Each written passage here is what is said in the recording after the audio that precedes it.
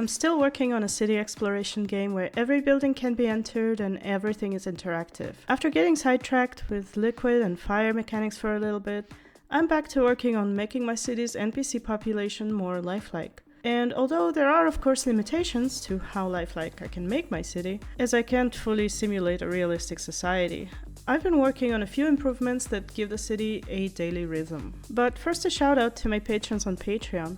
Thank you so much for all your support, it helps me enormously. If you'd like to support my project too and have your own named NPC in the final game as a bonus, there's a link in the description. A daily rhythm is a very important part of living in a big city, and I'd like to have that aspect of city life expressed in my game too. To make sure that mornings feel like mornings, with people scurrying about to get to work and offices just opening up, and evenings being the time of leisure and fun.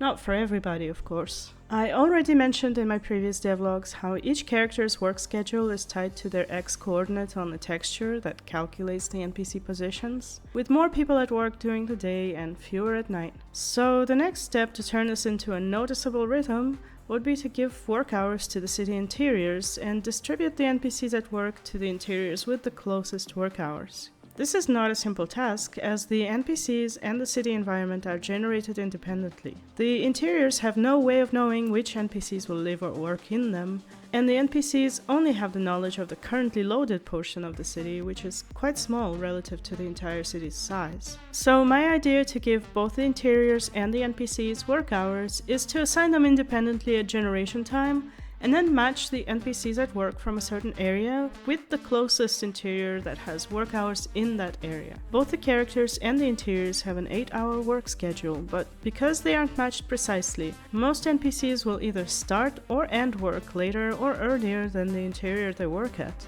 which kinda makes sense in the real world as well. Many offices have people coming in early to clean them or stay late to catch up on their work. And there are rare cases when an NPC can't find an interior that matches their work hours closely enough, and their schedules will be completely mismatched. But I decided that it's not a big deal. Now let me talk a little bit about how the work hours are assigned to the spaces in the first place. When I'm generating a building for the city, I generate all the information about its interiors, even if the building is pretty far away and only shows a low level of detail. I do this because buildings have window lights that are visible from afar, and those window lights have to match the interior lighting that gets generated as you approach the building, and it spawns full interiors. At this stage, I know each building's interior types as well, so generating work hours becomes trivial. Each interior type has a range of working hours specified in the interior type database that makes sense for it. For example, offices are more likely to open up in the morning and close in the evening, and bars are more likely to open in the evening and work through the night. I made the residential interiors have work hours as well, although they are mostly cosmetic. The residential work hours are simply hours during which the lights will be on, but the NPCs living in those interiors will stay home regardless of whether they're on or not. I've distributed these plausible work hours in a way that makes the most interior lights stay on in the evenings and the least early in the morning.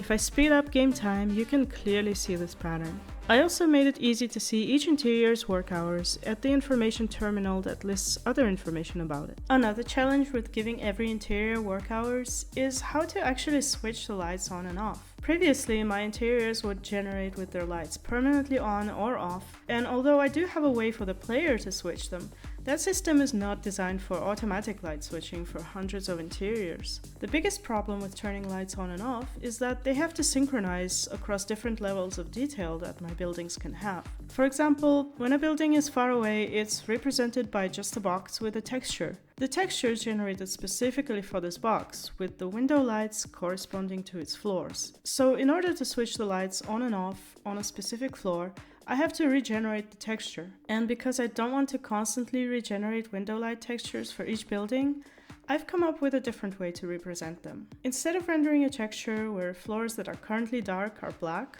I render it with all lights on, and then use the alpha channel to encode each floor's work schedule. Then the material that renders the building reads the alpha channel as well as the current time to determine which floors should be on or off. That way, the window lights go on and off over time without me having to re-render the building texture. The more distant buildings work in the same way, except those use an even lower level of detail which doesn't have access to the specific information about the floors, so I'm not even rendering accurate textures for them. I simply use one pre-made texture for the distant window lights that are distributed somewhat similarly to the real ones. This change not only adds a distinct feel to both the mornings and the evenings, it also funnels the NPCs to the currently active interiors, making them more lively without changing the overall population density. But there's another small addition I'd like to mention in this devlog: the moon.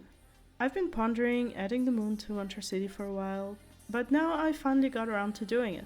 The moon, of course, is purely cosmetic, but it adds variety to the city's nights. I am not simulating accurate planetary dynamics with it, but I did make its trajectory somewhat unpredictable and detached from the day and night cycle, so the moon will show up on some nights but not the others, and sometimes be visible during the day. As I'm not making a space game and not actually simulating any celestial objects, I decided to create the moon in a similar way to the sun and simply draw it on the sky sphere. But rendering the sun is simple, it's just a solid colored disk. Unlike the sun, the moon needs texture and phases. But after playing around with the coordinate transforms on the sky shader, I managed to give it texture by using some noise in the moon's coordinate system, and also a second shifted disk that I subtract from the main one to simulate phases. I also fade out the moon when it's too close to the sun and make it change color to red when it's near the horizon. During the night, the moon will have a glow and cast a light that